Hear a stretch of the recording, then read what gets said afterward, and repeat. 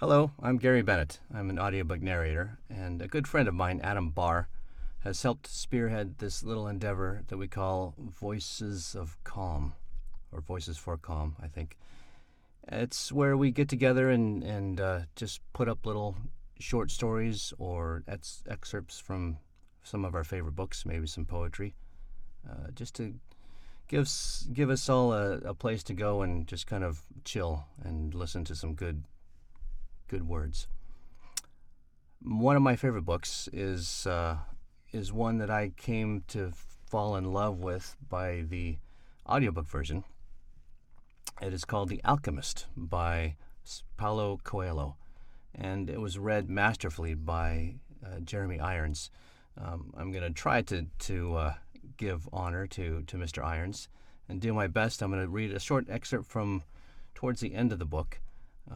So if you haven't read it, this might be a little bit of a spoiler, but it's a wonderful little book. It's a great story, and I highly recommend it if you haven't had the opportunity to take a listen or take a read. So here we go, The Alchemist.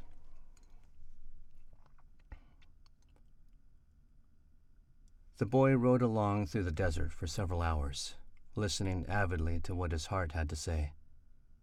It was his heart that would tell him where his treasure was hidden. Where your treasure is, there will always be your heart, the alchemist had told him. But his heart was speaking of other things.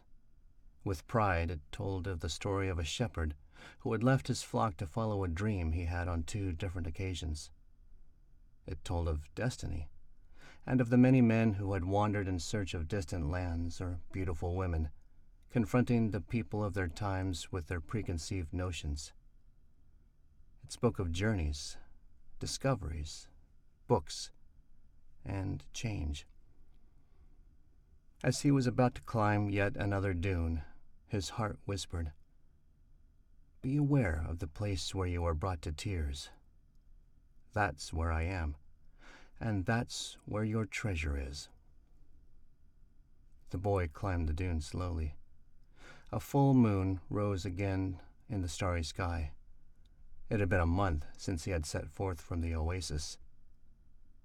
The moonlight cast shadows through the dunes, creating the appearance of a rolling sea. It reminded the boy of the day when that horse had reared in the desert, and he had come to know the alchemist.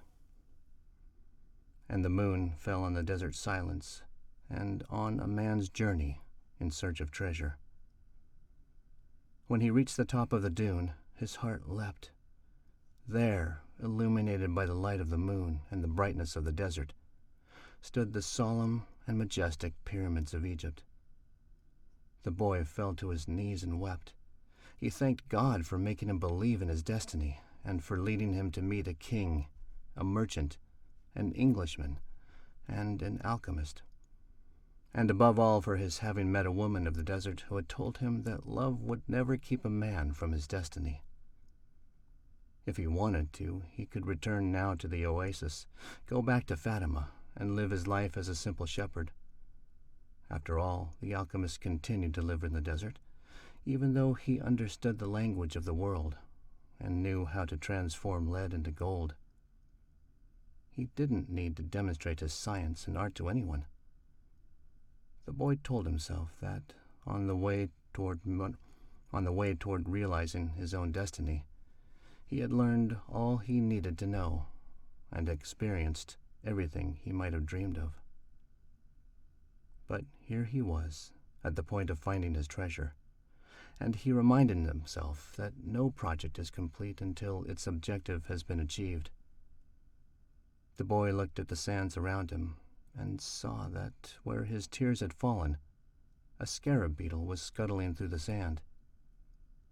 During his time in the desert, he had learned that, in Egypt, the scarab beetles are a symbol of God. Another omen. The boy began to dig into the dune. As he did so, he thought of what the crystal merchant had once said, that anyone could build a pyramid in his backyard. The boy could see now that he couldn't do so if he placed stone upon stone for the rest of his life. Throughout the night, the boy dug at the place he had chosen, but found nothing. He felt weighted down by the centuries of time since the pyramids had been built. But he didn't stop. He struggled to continue digging as he fought the wind, which often blew the sand back into the excavation. His hands were abraded and exhausted, but he listened to his heart. It had told him to dig where his tears fell. As he was attempting to pull out the rocks he encountered, he heard footsteps. Several figures approached him. Their backs were to the moonlight, and the boy could see neither their eyes nor their faces. "What are you doing here?" one of the figures demanded. Because he was terrified, the boy didn't answer. He had found where his treasure was, and was frightened at what might happen. "We're refugees from the tribal wars, and we need money," the other figure said. "What are you hiding there?" "I'm not hiding anything," the boy answered. But one of them seized the boy and yanked him back out of the hole. Another, who was searching the boy's bags, found the piece of gold. "There's gold here," he said. The moon shone on the face of the Arab who had seized him, and in the man's eyes the boy saw death. "He's probably got more gold hidden in the ground." They made the boy continue digging, but he found nothing. As the sun rose, the men began to beat the boy. He was bruised and bleeding. His clothing was torn to shreds, and he felt that death was near. "What good is money to you if you're going to die?" "It's not often that money can save someone's life," the alchemist had said.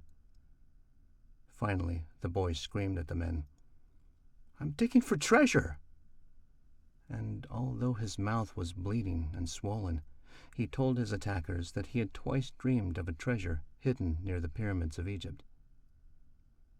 The man who appeared to be the leader of the group spoke to one of the others. "Leave him.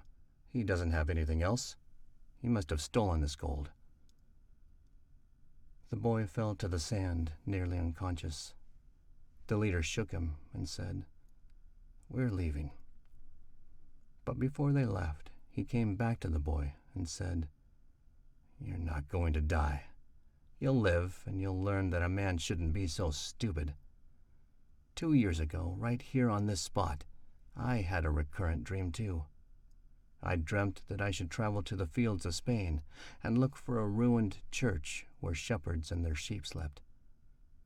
In my dream, there was a sycamore growing out of the ruins of the sacristy, and I was told that, if I dug at the roots of the sycamore, I would find a treasure there.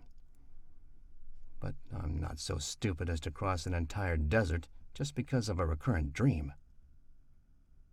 And they disappeared. The boy stood up shakily and looked once more at the pyramids. They seemed to laugh at him, and he laughed back, his heart bursting with joy, because now he knew where his treasure was.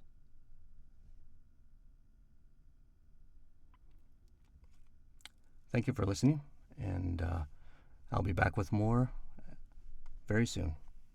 Have a great day.